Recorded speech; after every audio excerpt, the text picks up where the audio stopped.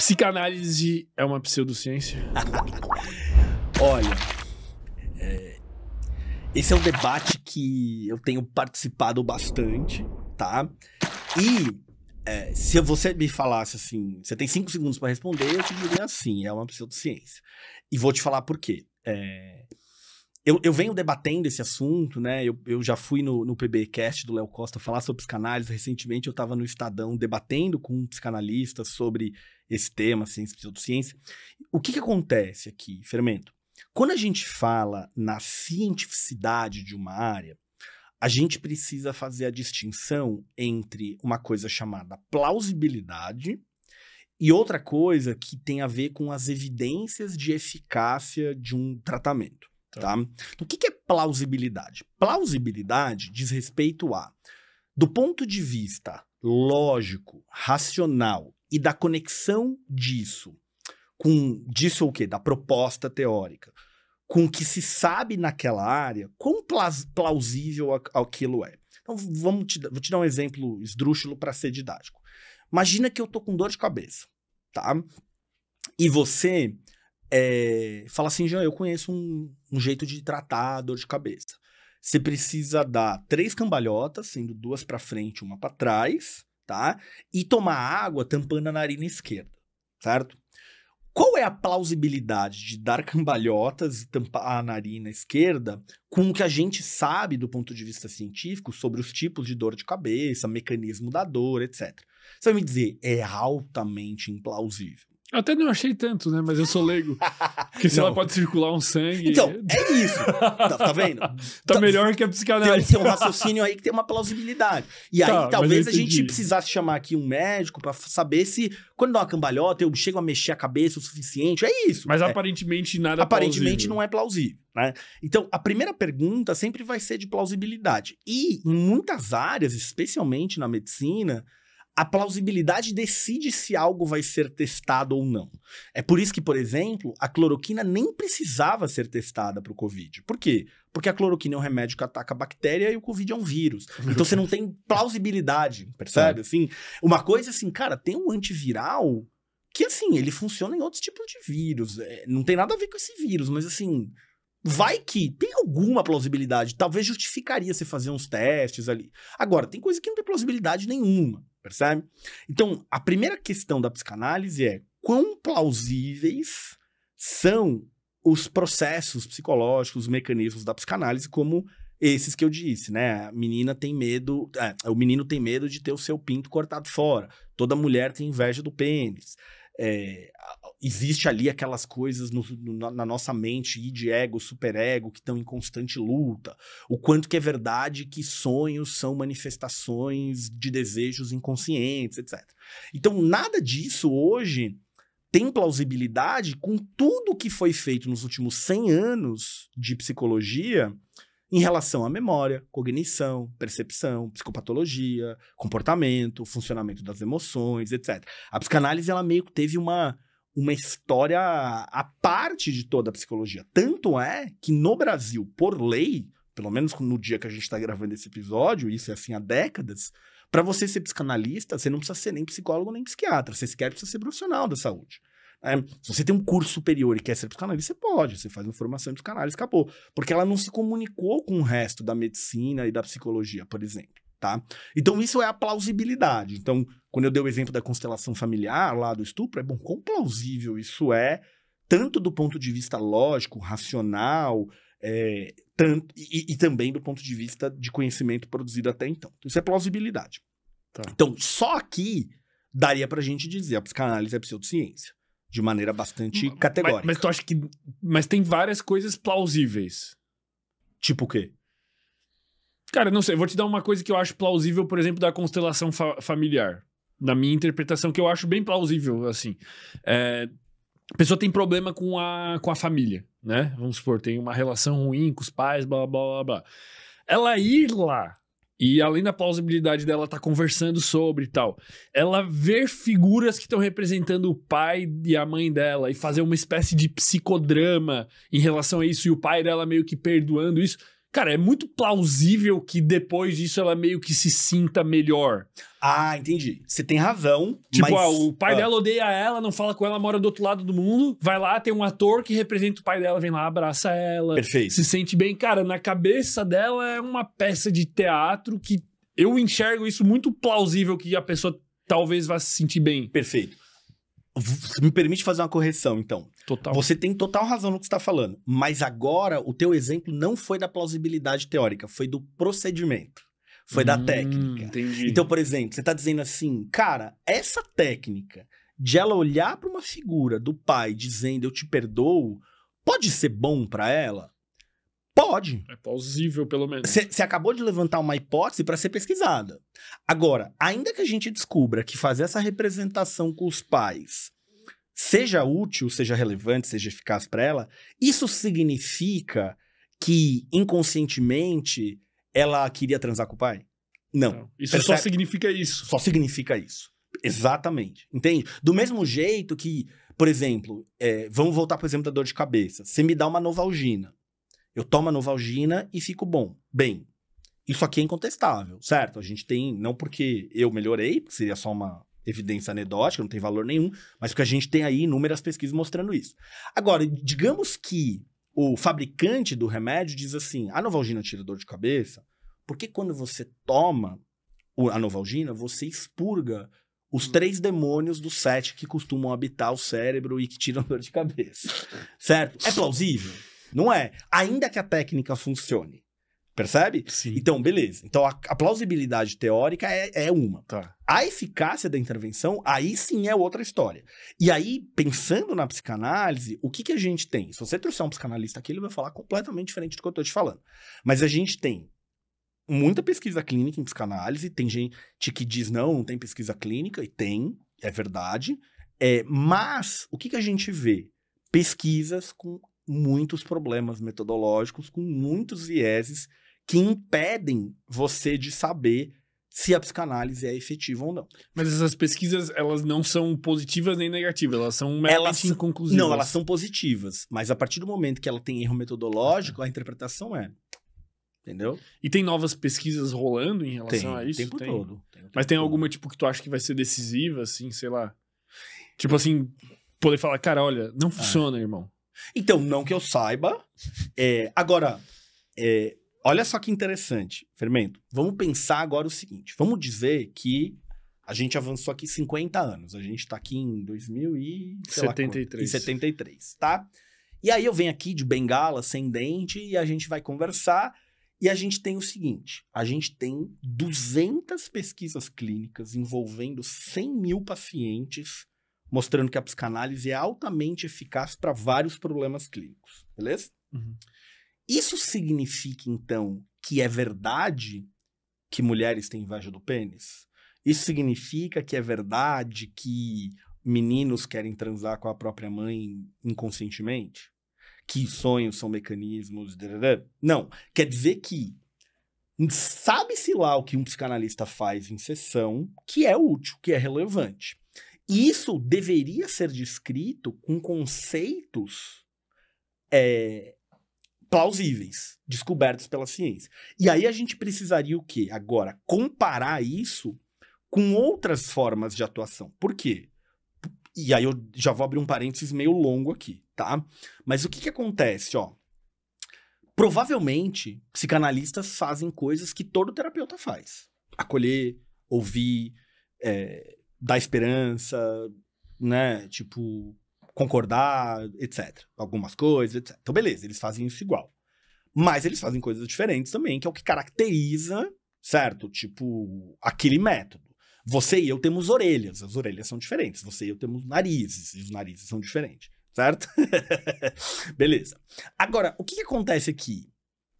A grande pergunta de pesquisa é: não basta uma técnica ser melhor do que fazer nada.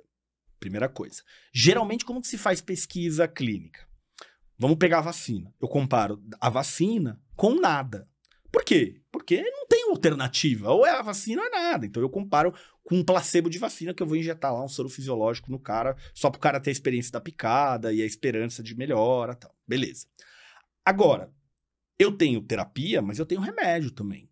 O que é melhor eu fazer? Melhor eu fazer terapia ou melhor tomar remédio? Ou é melhor eu fazer as duas coisas ao mesmo tempo? Para isso eu tenho pesquisa. Então, não basta que a psicanálise ou qualquer terapia se mostre mais eficaz do que fazer nada. Ela precisa se mostrar mais eficaz do que fazer alguma outra coisa. Concorda? Uhum. E se eu tenho 2, 3 opções, a pergunta é, qual é a melhor? Imagina o seguinte, imagina que eu tenho pessoas com obesidade mórbida e elas estão em risco cardiovascular por causa disso, tá? Se o meu método de emagrecimento faz essas pessoas perderem 5 quilos, certo? Ele é um método relevante? Não é, né? Não muito. O cara aí de 180 quilos para 175 quilos, ele continua em risco cardiovascular. Então a gente não quer saber se funciona ou não. Nosso cérebro tende a pensar em branco e preto, né? Sim ou não. Funciona ou não funciona. O que importa é quanto funciona. Com que velocidade funciona. Com que custo pessoal, com que custo financeiro. Então, a questão é se eu tenho um método que, guardadas as proporções entre as outras coisas, um emagrece 30 quilos, um 20, um 10, eu deveria escolher o que emagrece 30. Né? Considerando que os danos são semelhantes, o custo é semelhante, etc. Percebe? A mesma coisa poderia ser dita da psicanálise. Então, a psicanálise, melhor do que nada, talvez ela seja. E comparado à terapia X, e comparado à terapia Y, e comparado à terapia Z. E considerando que você tem aqui uma proposta teórica altamente implausível, para não dizer bizarra. E todos os relatos de caso, por exemplo, que eu recebo inúmeros de colegas, de amigos, etc., dizendo assim, o psicanalista dizia para mim que eu não era homossexual, que eu só estava tendo um sintoma histérico, e o cara fez tudo isso via sustentação nessa teoria. Percebe? Então, o que eu tenho para concluir sobre a psicanálise respondendo a tua pergunta? Do ponto de vista de plausibilidade, altamente pseudociência. Do ponto de vista de evidências de eficácia, um grande ponto de interrogação. As pesquisas clínicas que temos hoje não são suficientes em quantidade e em qualidade para afirmar que ela é benéfica, que ela é inócua ou que ela é prejudicial. Mas ela ainda se desdobra dentro dela mesma em vários tipos de abordagens, assim, Sim. né? Mas eu vejo, eu não vou conseguir te trazer aqui, mas eu vejo algumas similaridades, às vezes, em algumas áreas da psicanálise, assim. Eu tenho a sensação, às vezes, que quando eu tô, sei lá, eu faço TCC, né? No caso, com a minha, obviamente, né? Acho que a galera me mataria, né? Se eu falasse que tem um psicólogo, psicanalista. Talvez eu me matasse. Eu vejo coisas que parece que às vezes a psicanálise tem semelhante, assim, ou vamos dizer, algum conto da mitologia grega parece que às vezes tá querendo dizer a mesma coisa que a minha psicóloga tá dizendo para mim, entende? Tipo, parece que às vezes a psicanálise ou essas analogias místicas, mitológicas, religiosas estão falando coisas que a ciência tá falando, só que numa outra linguagem que muitas vezes funciona. Metaforicamente, né? Metaforicamente. Por exemplo, sei lá, a tua avó falar que tu precisa pegar sol pra tu curar a depressão. Mas, cara, se tu pegar sol, talvez de manhã cedo tu esteja melhorando o teu ciclo circadiano pelos marcadores biológicos do gene clock e talvez tu esteja absorvendo mais vitamina D, talvez tu esteja elevando tua testosterona e isso vai fazer tu se sentir melhor. Então, tipo, cara, tua avó não deixa de estar certa, mas na interpretação dela tá certo também. Perfeito.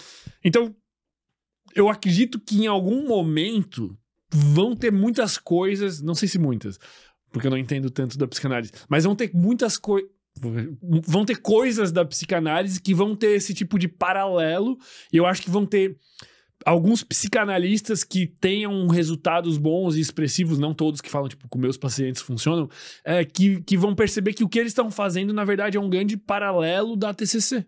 Eu acho que isso vai acontecer.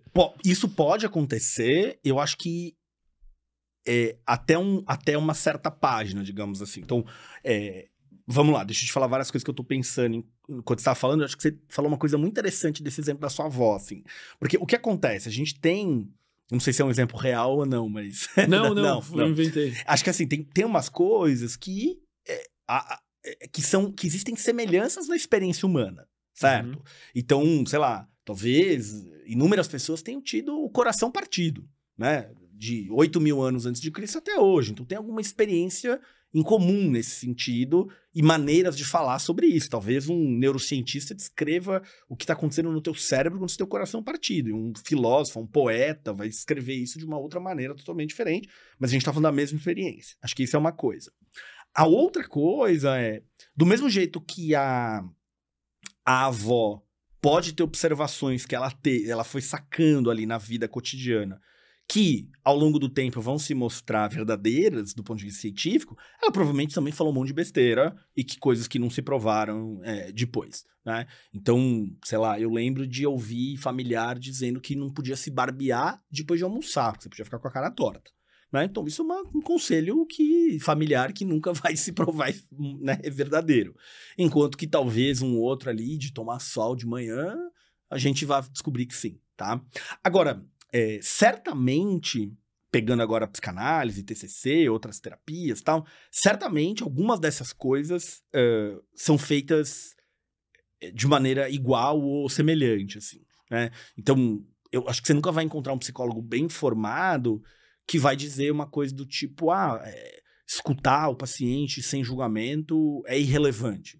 Acho que ninguém vai dizer isso. Um psicólogo que tem um mínimo de formação em qualquer teoria, ele vai concordar com isso. Você precisa escutar o teu paciente de maneira ativa, com atenção, sem julgamento, para entender a experiência dele, a empatia, etc. Mas chega um momento que a coisa se desdobra, né? Então, por exemplo, o próprio ritmo de sessão de terapia de um colega da abordagem X, da abordagem Y, vai ser diferente.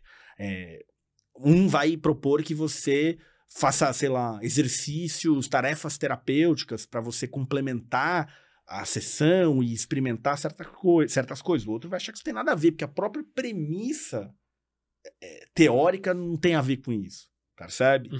E aí, a gente tem talvez um problema nesse sentido que é de definição e de objetivos. Então, por exemplo, quando a gente pega a psicanálise, eu já vi psicanalistas dizendo assim, psicanálise não é ciência, nem pretende ser.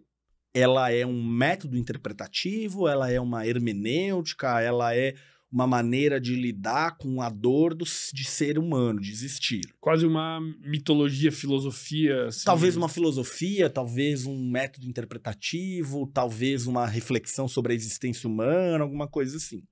Então, se a gente pega essa definição, essa posição, acho que cabe uma pergunta que é, mas então uma hermenêutica, uma filosofia deveria estar tratando de autismo, de comportamento suicida, de depressão, de transtorno obsessivo compulsivo, de anorexia nervosa, deveria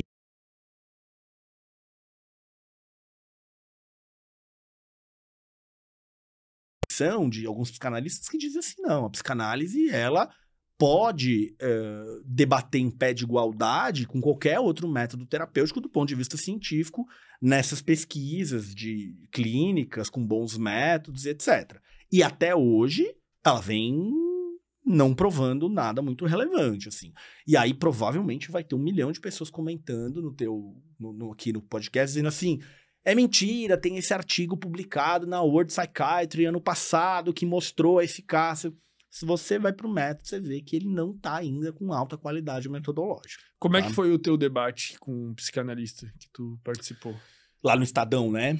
Então, o debate ele foi interessante no sentido de haver algumas concordâncias, assim, e haver várias discordâncias. Então, por exemplo, quando eu questiono ali os métodos, a qualidade metodológica, ele entende que não, a pesquisa tá lá, tá publicada, como tá num bom jornal, então ela é confiável e tal.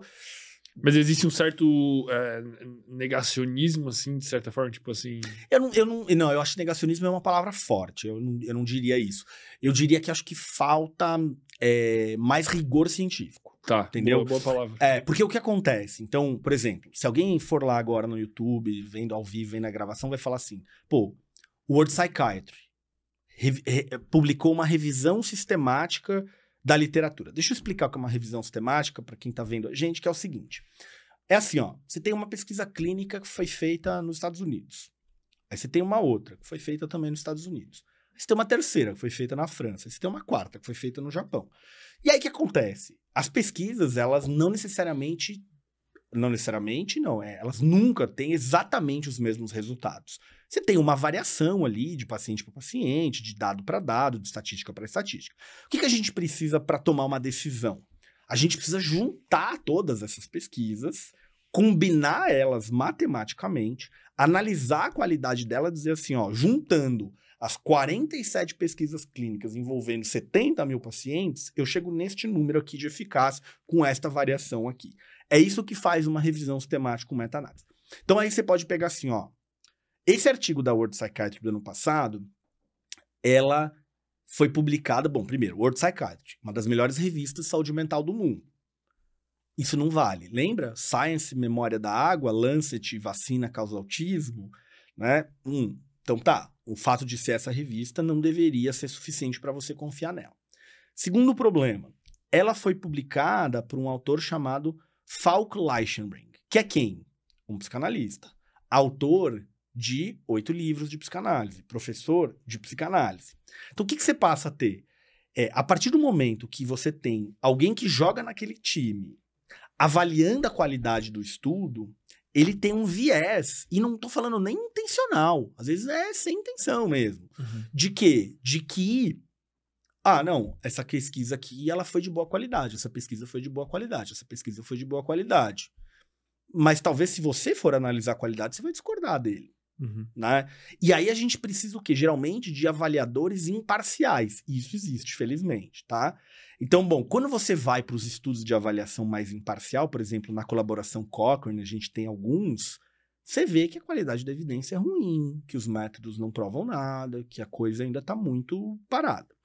Então, o fato de ser uma baita revista não vale. O fato de ser um autor da área traz algumas dúvidas sobre quanto que eu posso confiar naquilo. Aí, quando você vai para os dados, o que você vê?